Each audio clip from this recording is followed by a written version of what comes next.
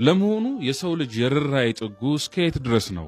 በሳውዲ አረቢያ የተፈጸመው መላውን ዓለም ያስለቀሰና ያስደመመው እውነተኛ የይቅርታ ታሪክ ነው ይዤላችሁ የመጣሁት። ወጣቱ ወደ ሞት መድረክ እየተመራ ሳለ በፍጻሜው ሰዓት የተከሰተው ነገር ግን ሰማይና ምድርን ያንቀጠቀጠው ተአምር ነበረ። የሞት ፍርዱ አነጋጋሪ ነው። ታሪኩ እንዲህ ነው። በአንድ አጋጣሚ በተፈጠረ አለመግባባት የአንድ አባት ውድ ልጅ በሌላ ወጣት እጅ ሕይወቱ ያልፋል።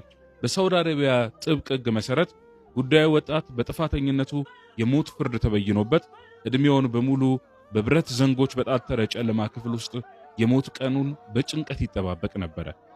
ታዲያ አስገራሚው ነገር የተፈጸመው ይሄኔ ነው። የይቅርታ ውሳኔ። የሟች አባት በሚሊዮኖች የሚቆጠር የደም ካሳ ወይም ደግሞ ገንዘብ ተለዋጭ ሊጠይቁ ይችሉ ነበር። ነገር ግን ይህ ታላቅ አባት እኔ ልጄን አጥቻለሁ፣ ሌላ እናት ግን በልጇ ሞት እንድታለቅስ አልፈልግም፣ ይህንን ይቅርታ